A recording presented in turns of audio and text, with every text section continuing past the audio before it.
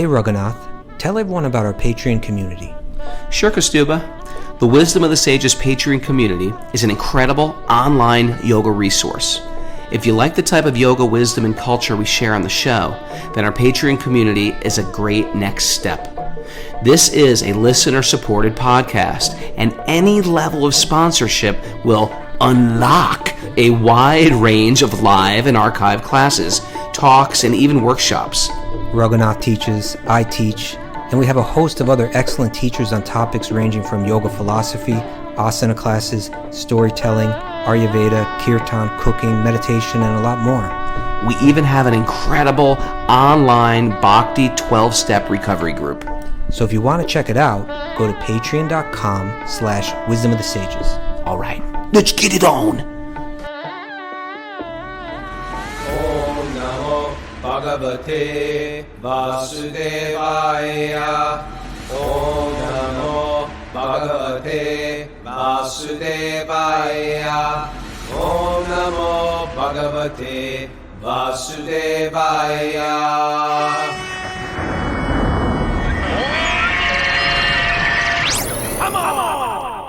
Live from Super Soul Farm, this is Wisdom of the Sages, a daily yoga podcast with your host, Raghunath, and co-host and senior educator at the Bhakti Center in New York City, Kaustubha Das. Welcome to the show. Welcome to the Srimad Bhagavatam. Welcome to Tell a Friend Friday. This is our day of the week where we share what we're doing with somebody you know is on that spiritual edge.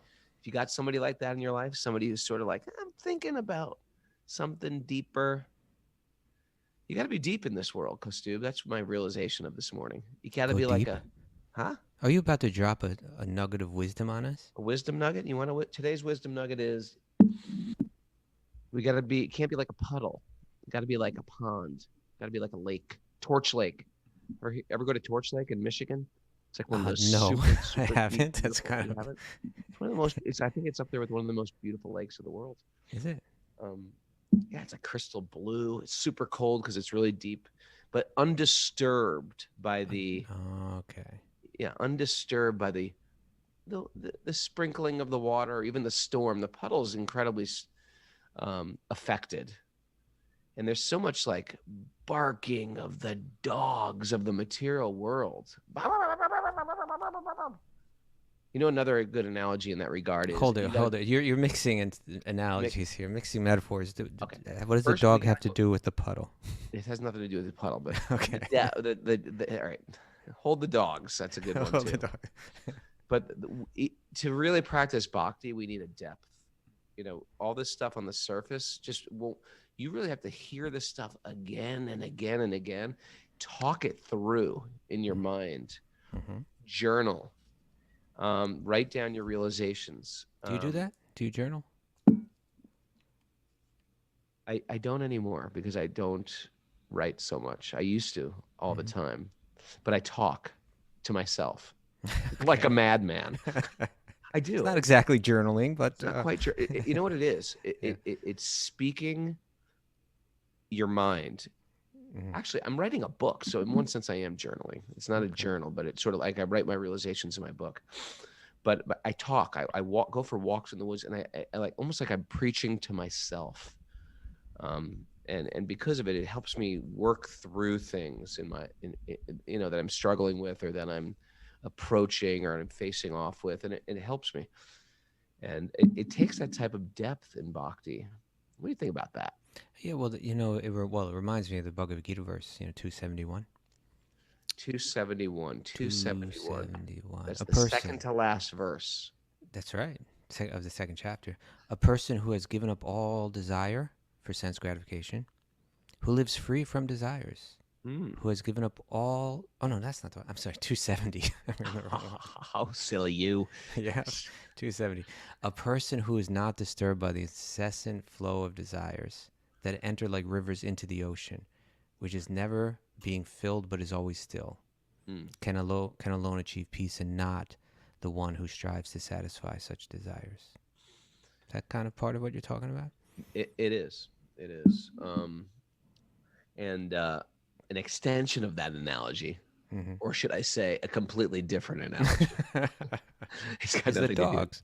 is the dogs. Well, the idea is that sometimes of this world, it's not just the flow of desires, but it's people just trying to take you down Yeah. or just get in your business. When we get really focused on our dharma or our contribution or Yeah. our offering in this world, get ready for the world that just to be against you. Yeah, you get people who are like for you, you get people who are against you, you get people who are trying to like throw up roadblocks, and they're compared to barking dogs.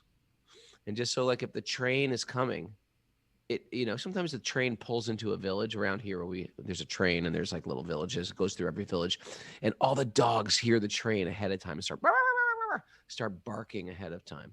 Right, Mara? You live up here. Yeah. She's like, I've never noticed that. It's true. They start barking. Don't ruin my analogy. But the train never stops and says, okay, dogs, be calm. Everybody be good. It's going to be okay. The train has a focus and a mission, and it keeps going. Mhm. So once we get really locked on to what our offering is, get ready for there to be obstacles. Get ready for there to be barking, complaining, criticism. It just comes. It comes whenever you get very focused on something. And it's almost as if it's a just Maya trying to throw roadblocks in your way. And I guess you could say that, going back to the puddle and lake thing, that if you find your mind disturbed, if you find yourself getting distracted, if you find yourself getting caught up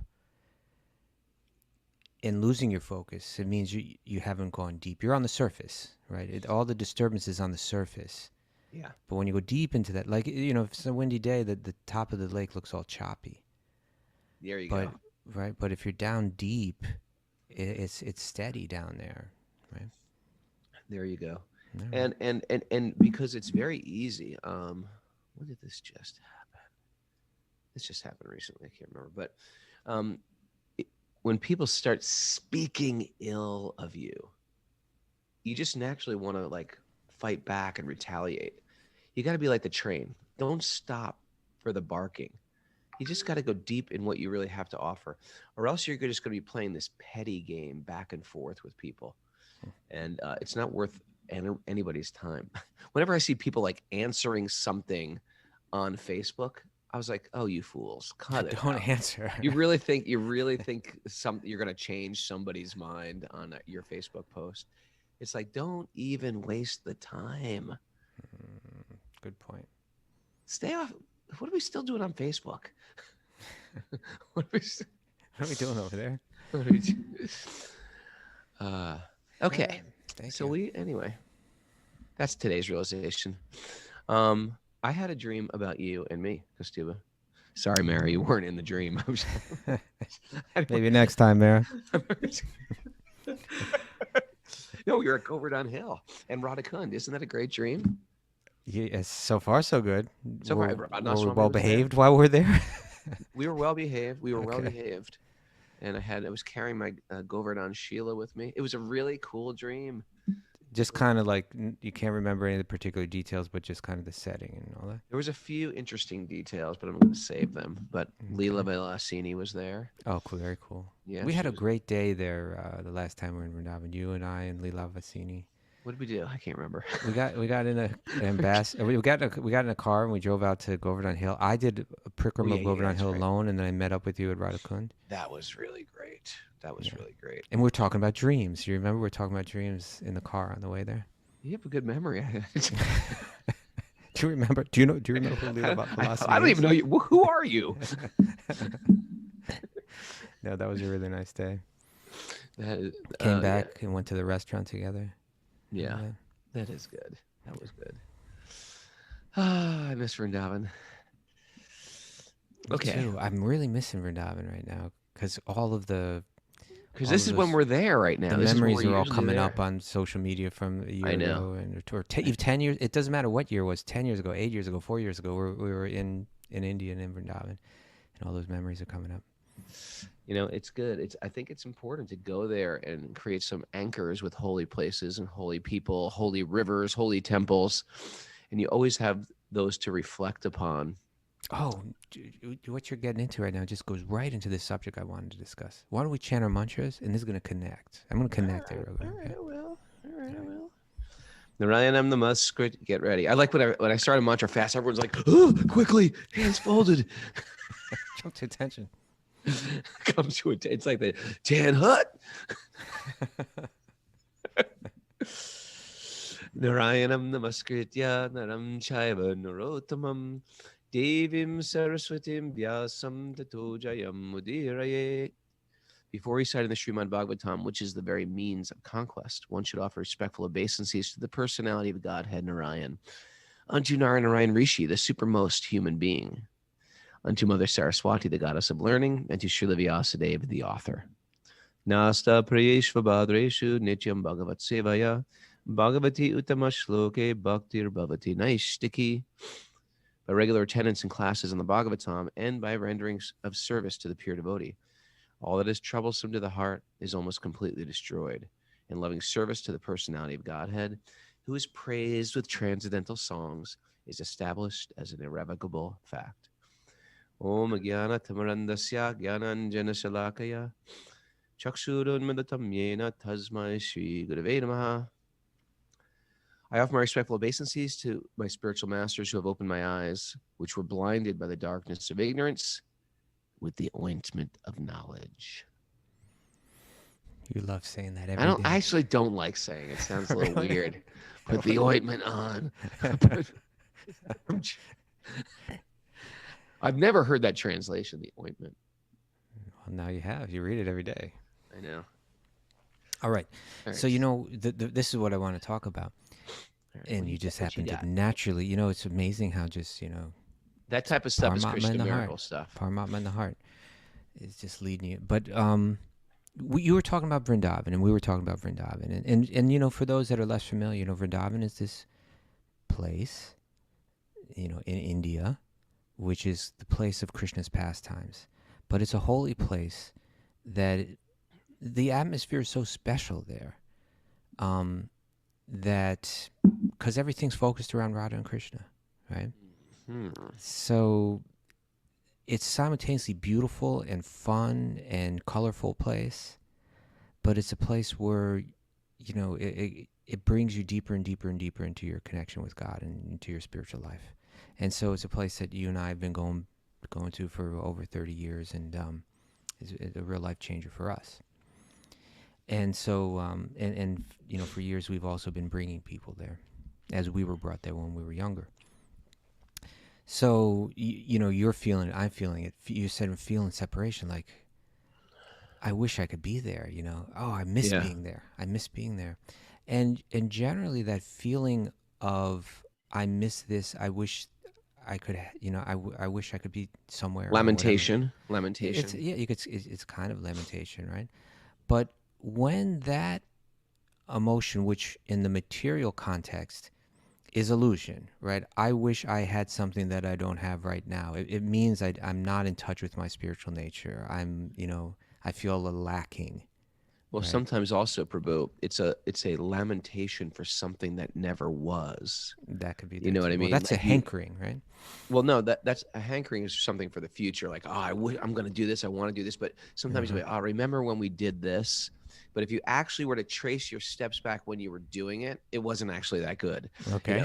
So sometimes it was like, that wasn't that good. What are you talking about? We were miserable. Remember we were out in the rain and we were like miserable. That was actually pretty good. So the photographs lie, so to speak. Okay, that may be, but my point is that in spiritual life, in bhakti, that feeling of a hankering for something that you don't have, or a feeling of separation, right? There's a term for it in Sanskrit, vipralamba. It's called vipralamba bhav, right? That even on the very beginner level, it's something very powerful and dynamic, and on the deeper levels, it really takes you to the very highest levels of spiritual consciousness, the feeling of separation. Yeah. And what we're reading right now is, and even like, for instance, when you and I say that, like when we say, oh man, I miss being in Vrindavan, even that feeling it actually feels very good, doesn't it? Yeah, it's interesting. It's the lamentation of the material things, like, I wish I was back in whatever SoCal, or I wish I was back in Mississippi, or wherever you had some romantic idea of something that happened, a romantic time in history, it leaves sort of like a burning in the heart. It doesn't necessarily fulfill you. It just makes you want it more. Could make you a little frustrated, could make you feel depressed, could you make you feel like that was like lamenting for a time that can't be recreated even. Whereas you're desiring to, I miss Vrindavan, that is the actual feeling you want. Yeah, It actually is bringing you to love. It's not bringing you to sadness, that longing is actually bringing you to love. That separation is bringing you to love. And even at our like down times in our spiritual life where I'm feeling like, oh, Krishna, where is Krishna today? Today's not happening. Today's just not working as planned. Oh, Krishna. And that my resolve is within, oh, Krishna, I want you back in my life. Even that sort of hurt and bitterness of the heart is bringing you to something higher. And that's the difference about spiritual lamentation or even spiritual addiction. Any other addiction is, dismantling your life. Whereas like my spiritual addiction, it is one sense, it is an addiction, but it's bringing you higher, and it's bringing you more peaceful, and it's bringing you more connected. And it's, we want to replace those addictions. So there's an analogy, and we've shared it before, that it said that this spiritual feeling of separation is compared to dry ice, which is a very unusual thing, right? This I dry don't even know ice. what it is. You've never seen it before? I have seen it, but what the hell is it? I don't know. Is It's it ice? mysterious. Is it dry? How can ice be It's dry? both of those. Yeah. But because they say dry ice is it cools things. You can make ice cream with it and stuff like that. But if you touch it, you get burned, right? It's kind of very unusual, mysterious this way. But they say like the spiritual feeling of separation is something like that, where like separation is a feeling of pain, but that feeling of spiritual separation is externally a feeling of pain. Oh, I wish I was there. But internally, it's a feeling of great satisfaction or pleasure.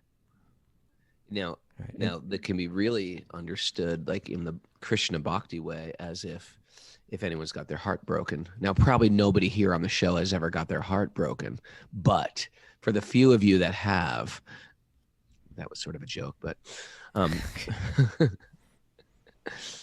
I guess I am alone in this world. I guess no one understands me. No, but for the few of you that have had your heart broken, it's like torture. Sometimes people can't even leave their bed. They sit like in a fetal position crying. This type of thing is like devastating to a person.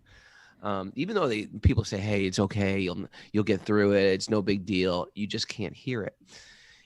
When that happens with Krishna, it is somehow ecstatic. Oh, Krishna, because Krishna is the object of that separation and the meditation. And so that's where we're going today, right? With our feeling of separation. Well, that's what I wanted to read something. Okay. And so this is we actually read through this yesterday, but this is a verse 3:4:21, and if we look at this, where we're at right now is that there's a meeting between Uddhava and Vidura. Now, Uddhava has just come from his last meeting with Krishna, and then Krishna said, now you go. He gave him all these instructions, which we'll hear the whole thing in the 11th canto. 11th canto is like a big canto, and it's full of all these incredible instructions. And so now Uddhava's left Krishna, and he's I'm not going to see him again. He's going to leave now. He's going to disappear. But he's been given a service to carry what he's learned, to take that message to Bhadarika Ashram, right? And share it with the sages there. On the way, he meets Vidura. And Vidura begins to question him, and he's feeling these deep emotions and these very deep feelings of separation from Krishna. So this is verse text 3:4:21. He says, my dear Vidura, Uddhava speaking, my dear Vidura, I am now mad. Mad here meaning not like angry mad, but mad like insane, right? Losing his mind. I'm losing my mind. My dear Vidura, I am now mad for want of the pleasure of seeing him. And just to mitigate seeing Krishna, and just to mitigate this, I'm now proceeding to Butterika Ashram in the Himalayas for association, as I have been instructed by him. So he's feeling Krishna's separation, but he's carrying out Krishna's order. And so this is Srila Prabhupada's short commentary on this, but I really like this commentary. He says, a pure devotee of the Lord, of the standard of Uddhava, constantly associates with the Lord, and now this term is really interesting, in the double perception of simultaneous separation and meeting. What? Isn't that very interesting? Say that again. A pure devotee of the Lord, of the standard of Uddhava, constantly associates with the Lord in the double perception of simultaneous separation and meeting. The pure devotee is not for a moment unengaged in the transcendental service of the Lord. Execution of the Lord's service is the main occupation of the pure devotee. Uddhava's separation from the Lord was unbearable, and therefore he started to Butterika Ashram in obedience to the Lord's order. Now here's gets real interesting, because the order of the Lord and the Lord himself are identical. As long as one is engaged in the execution of the order of the Lord, there's no factual separation from him. So Uddhava, he's serving, on an emotional level, he's feeling separation, but because he's engaged in carrying out the order, on working on behalf, he's engaged in bhakti. He's connected to his source. He's simultaneously disconnected and connected. So he's got this double perception. And that disconnection is just, in one sense, it's just increasing the connection, right? Like the more I feel that sense of separation, the more I am connected in thinking of God. And when I'm engaged in thinking of God, that's actually a blissful feeling of connection. So it's a very sublime, subtle kind of deep spiritual experience that he is experiencing. Isn't that interesting? It's incredibly interesting, and I think that we get that on our own spiritual journey when we have that dry spell.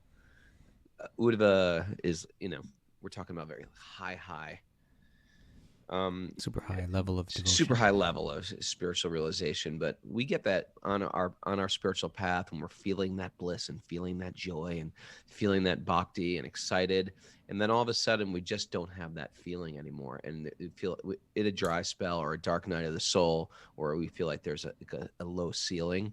Yeah. And it's at that point where we are left with, is this stuff for real? Am I making this up? Is this concocted in my mind? What is this? And it's really what is. It's Krishna saying, what do you want now? What do you want?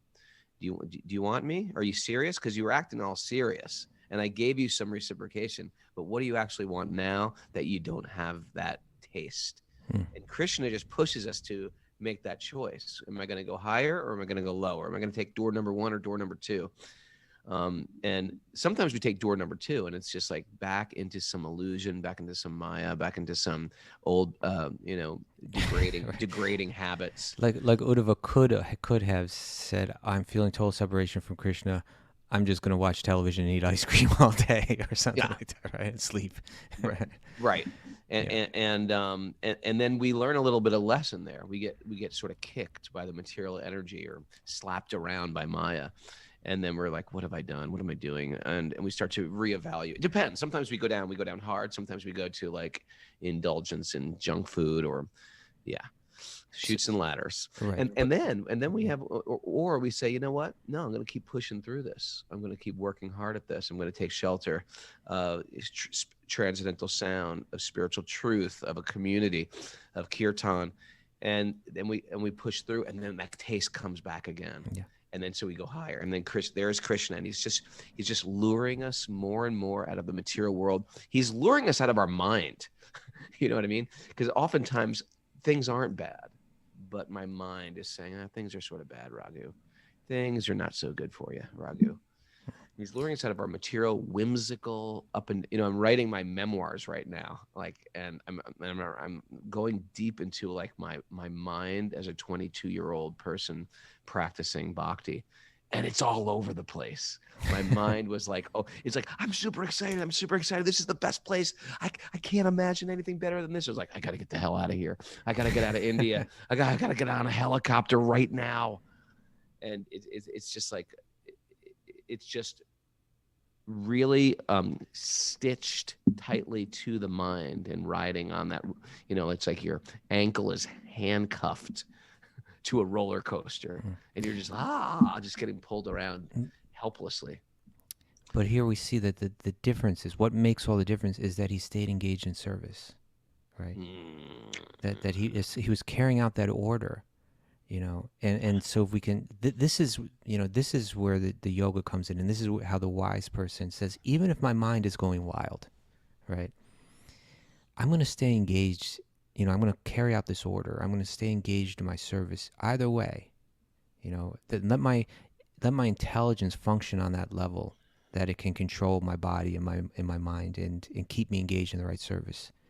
And it's being said here, really, again, there's a couple really interesting phrases here: the double perception of simultaneous separation and meeting, and this idea.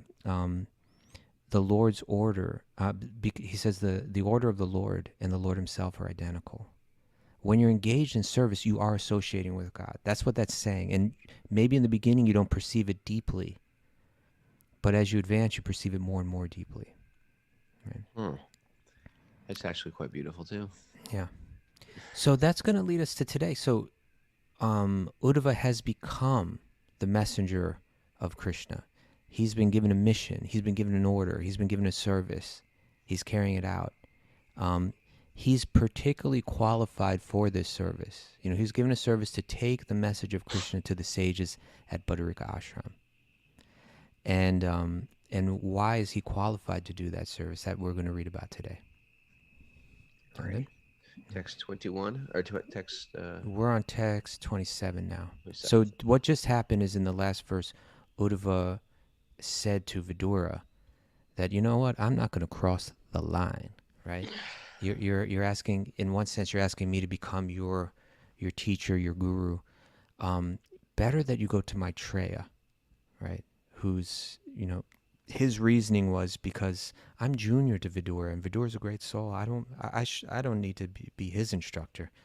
He can go to Maitreya, who's his age, and he felt more comfortable not trying to take the role of Vidura's teacher. So he instructs Vidura, you please go to Maitreya, and he can share all that you want to learn from me, he can teach you. And then text 27. Okay, so this is Sukadeva Goswami. Now we go back up to level 2, Sukadeva Goswami. O king, after thus discussing with Vidura the transcendental name, fame, qualities, etc., on the bank of the Yamuna, Uddhava was overwhelmed with great affliction. He passed the night as if it were a moment, and thereafter he went away. The king inquired, so Maharaj Parikshit now inquires from Sukadeva, at the end of the pastimes of the Lord of the three worlds, Sri Krishna, and after the disappearance of the members of the Vrishni and Bhoja dynasties, who were the best of the great commanders? Why did Uddhava alone remain? Sukadeva Goswami replied, my dear king, the cursing of the Brahmanas was only a plea, but the actual fact was the supreme desire of the Lord. He wanted to disappear from the face of the earth after dispatching his excessively numerous family members. He thought to himself as follows, now I shall leave the vision of this mundane world, and I see that Uddhava, the foremost of my devotees, is the only one who can be directly entrusted with knowledge about me. So the question was, all these dynasties connected to Krishna just disappeared from the world. Why is Uddhava left? Shouldn't he have gone with them? Yeah. And he's revealing Krishna's mind. Sukadeva's revealing Krishna's mind. Is he's saying all that had happened with the curse of the Brahmanas, which refers to, if we go back to last week when Krishna's sons, they were just fooling around and they dressed Samba up as a woman with, like, wrapped him in a sari and pretended he was pregnant, and they said, to the sages, will he have a boy or a girl? They're kind of like they're trying to punk the sages. Right. Don't punk the sages. Never diss the A-list sages in particular. So the sages cursed them, and that curse led to destruction of the entire dynasty. So, why is Uddhava left? So again, here it's saying that all of that was just Krishna's, way of taking his own unique and creative way, of taking his whole dynasty out of the material world and back to the spiritual world. But why is Uddhava the only one left? Because he's saying Uddhava is the one that I can trust with this message. He's the one that that can carry these teachings forward. And so Uddhava stays, and he's given this message to take those teachings to meet Vidura, as well as to take the teachings to Badrika Ashram. And then this text 31 speaks of Uddhava's qualification. It says, Uddhava is not inferior to me in any way. Really? But Krishna's God. How could he not be inferior? Yeah. Right? Because he is never affected by the modes of material nature. Therefore, he may remain in this world in order to disseminate specific knowledge of the personality of Godhead. So this is Uddhava's qualification. He was entrusted with this service. He was entrusted with his ability to share Krishna's message. Because he's not affected by the modes of material nature, and in that sense, not in every sense, but in that sense, he's not inferior to Krishna in any way, right? And so there's a lot of talk about becoming one with God. When you get to Eastern literature, Yeah. But Becoming God. Yeah, but if you read Bhagavad Gita, if you read Srimad Bhagavatam, this is how it explains it. If you want to understand that clearly, we're one with God in one sense because we're made of the same energy of God. We are God's energy. But our tendency is that we become illusioned in association with material energy, whereas God never does, and that illusion is carried out by the pushings and the pullings of the modes of material nature, which we can discuss. But when one's not influenced by these modes, well, then in one sense you're on that same level of God, because you're free of that influence, right? You're situated in your pure spiritual nature. And so I thought maybe we could read a bit from the 14th chapter of Gita, which is all about the modes of material nature. Ooh, one of my favorite chapters. You like 14? I like 14.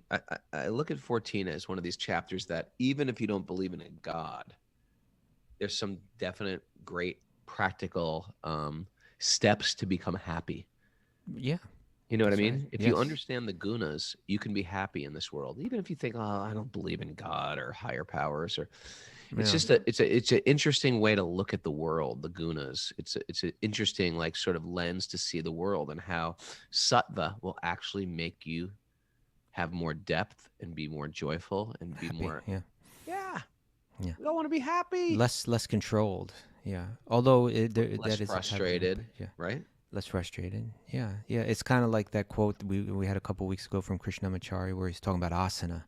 If you have faith in God, then it's for reconnecting with God. If you don't have faith in God, well, it's still going to help you live a happy life, right? Yeah. A happy, healthy life.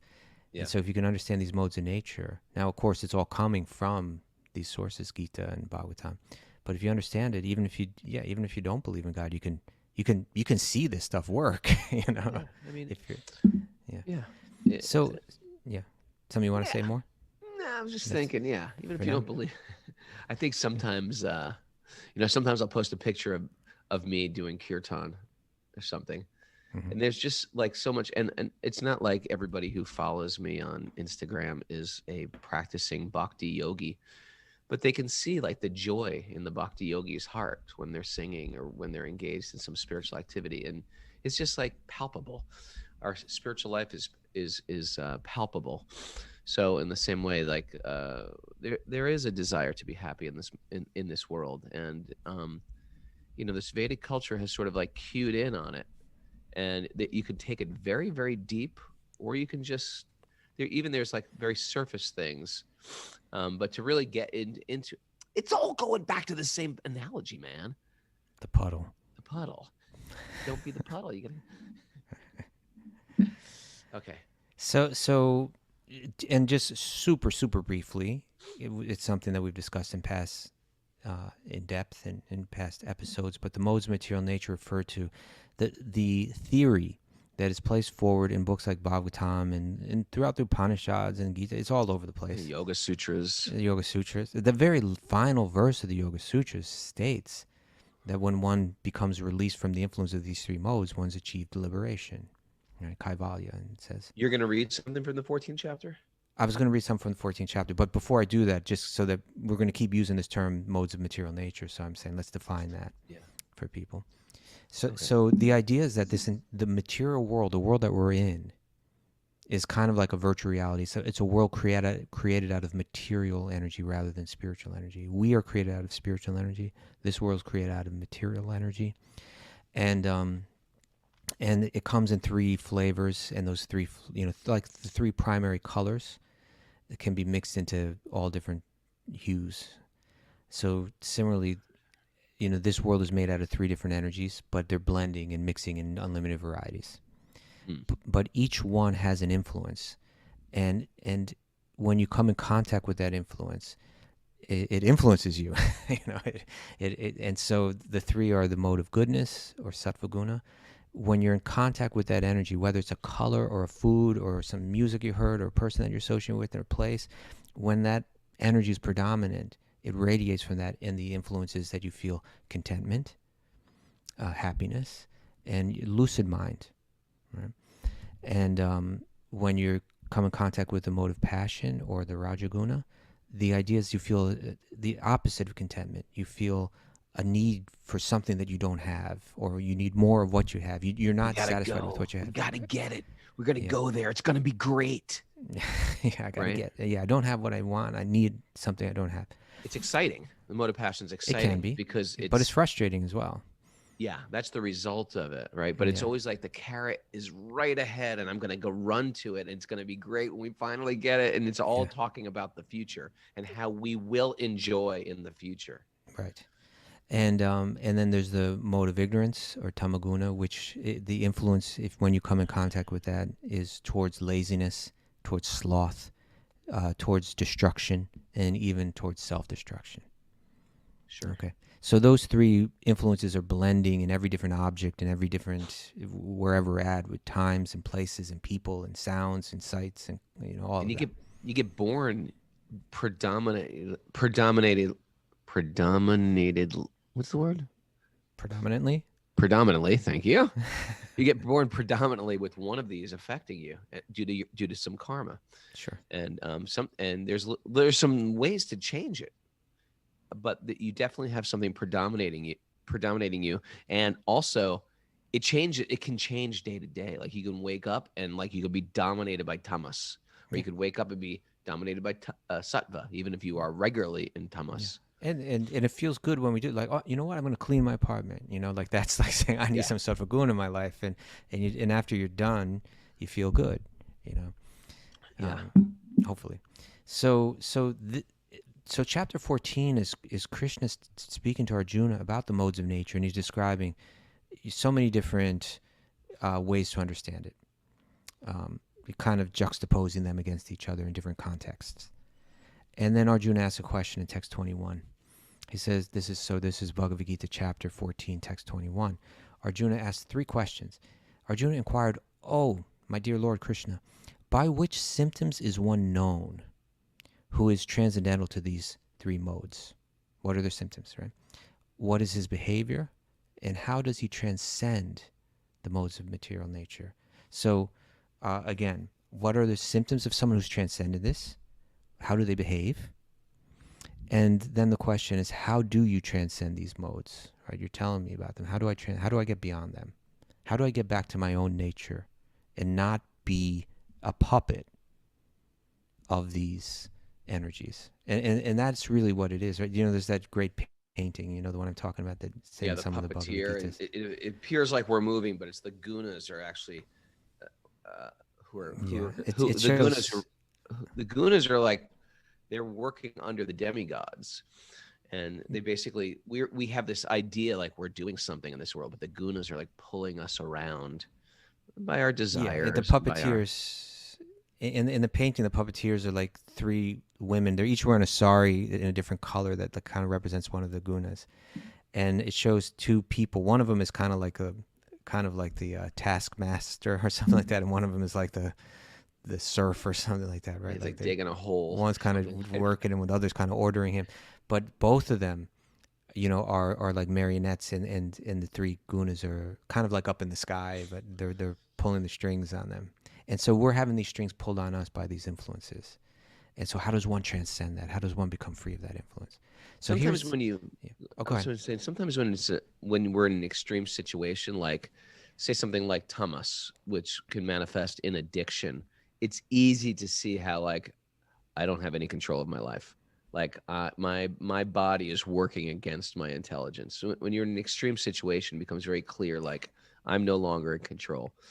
But it's actually, and sattva is the one that's much more subtle, and it's still controlling us in a way. It's still tying us up in a way, but it's not as obvious.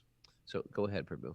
Yeah, and that's an important point. But still, like as yogis, we're trying to, if we can get deeply situated in the mode of goodness, that's going to be a real great start for our yoga life. Yeah, it gives us more freedom. It gives us more freedom. So this is text 20. I'm going to read text 22 through 25, and these are going to answer the first two questions. What are the symptoms by which one is known who's transcendental to the three modes, and what is their behavior? So Krishna says, "O Arjuna, he who does not hate illumination, attachment, and delusion," and that's, by the way, that's like those three modes. Illumination refers to the mode of goodness, attachment refers to the mode of passion, delusion refers to the mode of ignorance.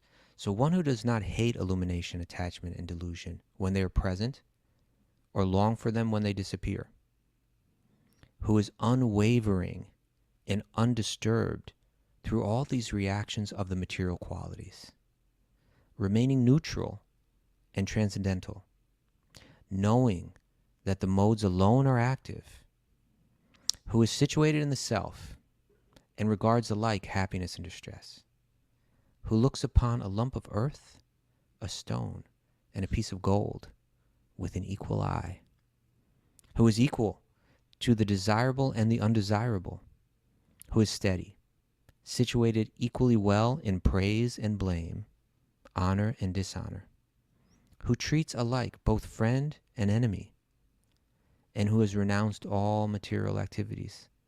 Such a person is said to have transcended the modes of nature. All right. It's exciting. Like that. It is. It is. It's beautiful and something to strive for. This again, this is called samatvam in text 248 of the Bhagavad Gita. Krishna defines yoga by saying samatvam yoga uchate, that this, when you work in this world and you do your duty, you do your dharma in this world, but you do it equipoised. No matter what's coming your way, you don't let it disturb you. This doesn't make you angry. This doesn't make you frustrated. This doesn't make you, you're steady through it. That equipoise, he says, samatvam yoga uchate, is called yoga. And so we're reading about it here. That when I can maintain my determination and my steadiness of mind without being controlled by the externals. Someone handed me a stone. Someone took away my piece of gold. Someone handed me a piece of gold. Oh my God, this is incredible. This changes everything. I can do so many things with this. Someone takes it away and gives me a stone. I mean, gold is such a, or cash, whatever you want to call it, is such like it represents like the mode of passion, because you can't actually tangibly enjoy it. It's how you will enjoy in the future. That's what lust is, or kama is. I'm not actually enjoying it. I'm thinking about how I will enjoy it. And so it always leaves us in our mind hoping to enjoy. Where sattva is the very lifestyle. I'm looking at your very clean sattvic apartment right now, and I'm thinking how enjoyable. It's the actual quality of being of sattva, the quality of eating and the company you're keeping while you're eating and your relationship. Sattva is like really living it now. It's got nothing to do necessarily with, there is a future, but you're appreciating the now. Mm-hmm. And tamas, you're just asleep. It's just a wreck. It also ties in interesting with the concept of destiny and free will, because we do have a limited, in my material consciousness, I think, I'm making all my choices. And then you talked about that puppet. We're actually puppets Right. under the gunas. We're actually puppets under our destiny. We have like a type of karmic destiny. And if you get into astrology a little, you realize, like, I have very little free will. This was destined to happen. Where is my free will? If all these things were predetermined, where do I come into and the interesting thing is, to the degree that you're in tamas, your free will is minimized. And to the degree you're rajas, you as have a well. little bit. Yeah, well, yeah, you have a little bit more than tamas, but still, it's only when we get to sattva is when we have a little bit more space to choose. Like, wait a second, that's wrong. I'm not going to do that. I used to do that in the past, and it never helped. Just like a person who's like 20 years sober, they're like, no, I'm not going to make that choice again, because now they are thoroughly released from the noose of addiction, and they can sort of like have some breathing room to say, no, I'm not going to do that again. It's no longer got a hold of them. So we're like, the yoga culture is pushing us or goading us towards sattva. Everything about it. Well, the right? yogi is the only one that's free, right? Otherwise, the yogi is the only one that's not controlled by their mind and by their senses. If you're free of the control of your mind and senses, then you are a yogi. Right? Good way to So put it. yeah, Good so way to the put yogi, it. the yogi is the only one that's free. Free from what? It's just like, sometimes people say, like, if this happens, I'm gonna be so pissed off, right? And it's like, well, that means you're controlled.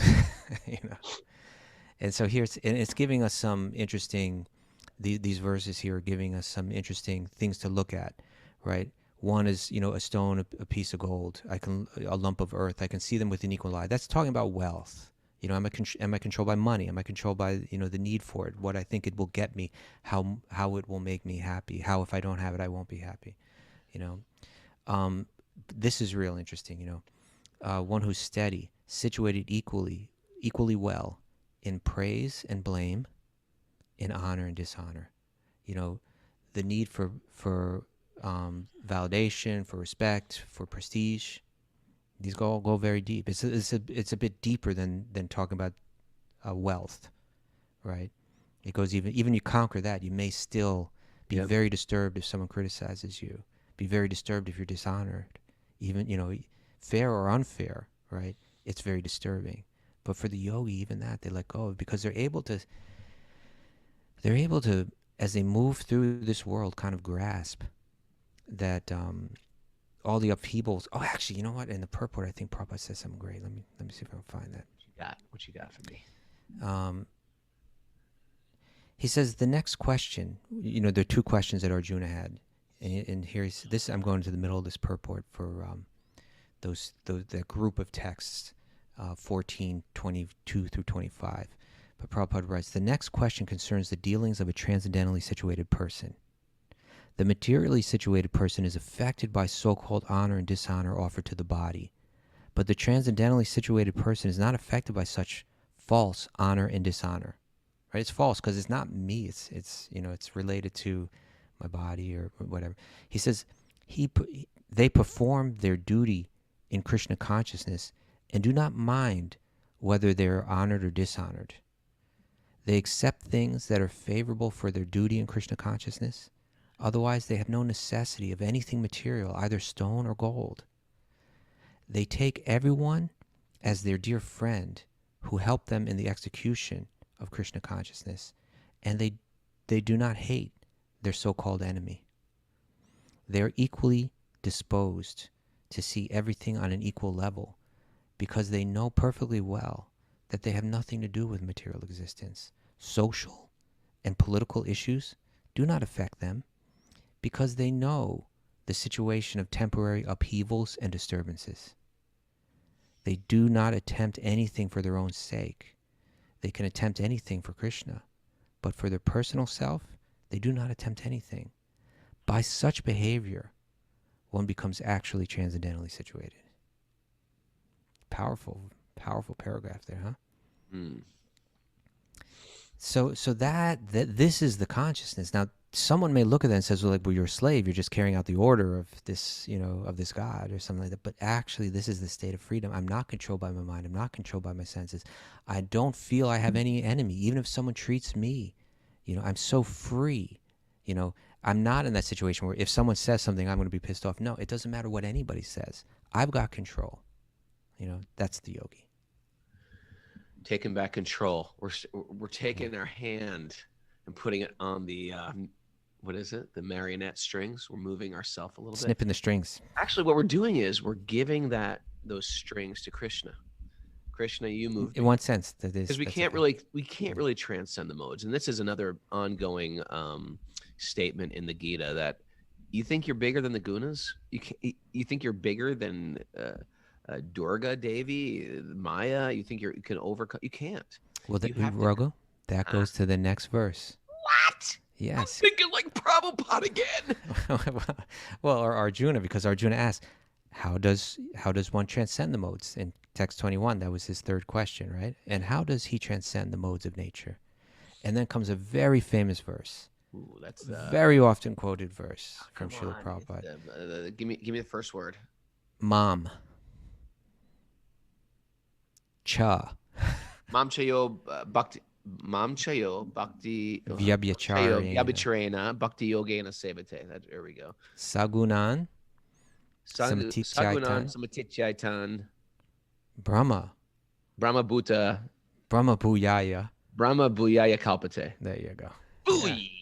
It's only been 30 years. 1426. One who engages in, and this is what we just read about Uddhava, right? He was feeling separation from Krishna, but because he was carrying out the order of Krishna, there was no separation. It was simultaneous. What did it call it? That double perception of union and separation, right? Physically, he was separated from Krishna, but he was engaged in the service, and through that service, he was feeling the connection, and he was beyond the modes of material nature. So this verse, one who engages in full devotional service, unfailing in all circumstances, at once transcends the modes of material nature, and thus comes to the level of Brahman, right? The level of the spiritual energy.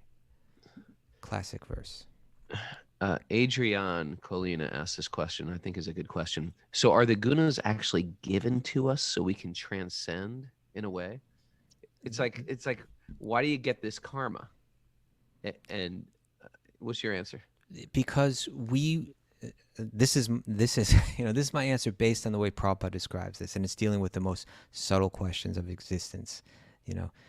We, in a sense, want an illusion. We are like a leaf on a tree that says, I want to be the tree, but you're not designed to be the tree.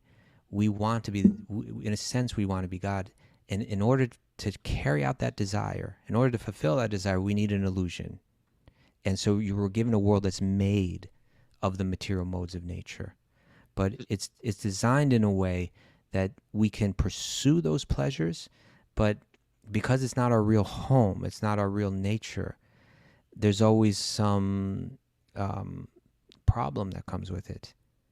And so we enter into this realm of these three modes, which there's pleasure and pain mixed, right? So it serves sort of two purposes, and the the simple purpose is you get actually what you want and what you deserve, and even though sometimes it might be like a little bit of a struggle, sometimes we ask for trouble. Sometimes we actually go out and ask for trouble. I mean, I've done it in my own life. I've picked up the phone and called up trouble. But there's sometimes, come on over. But there's sometimes, though, for a devotee, it's the things that are troublesome that we actually need to transcend. Yeah, so it's reformatory. That trouble is exactly what we need to work through our issues of the material world. So I want to curse my situation, but that situation is perhaps the exact recipe for what I need. It is the exact recipe. We just need to realize it. Yeah. So it has this. So it's interesting. For the materialist, it's just your karma. That's just some karma. And for the spiritualist, we're seeing the bigger picture in the lesson, right? Yep. Like for the teenager, the parent, no, you can't use the car tonight. So in the short, in the short vision of that, mom's a jerk. She won't let me use the car. But in the bigger picture is there's actually a divine plan and there's love. The parents trying to instruct. It always goes back down to parenting teenagers, doesn't it? We're out of time, Raghu. We're over time.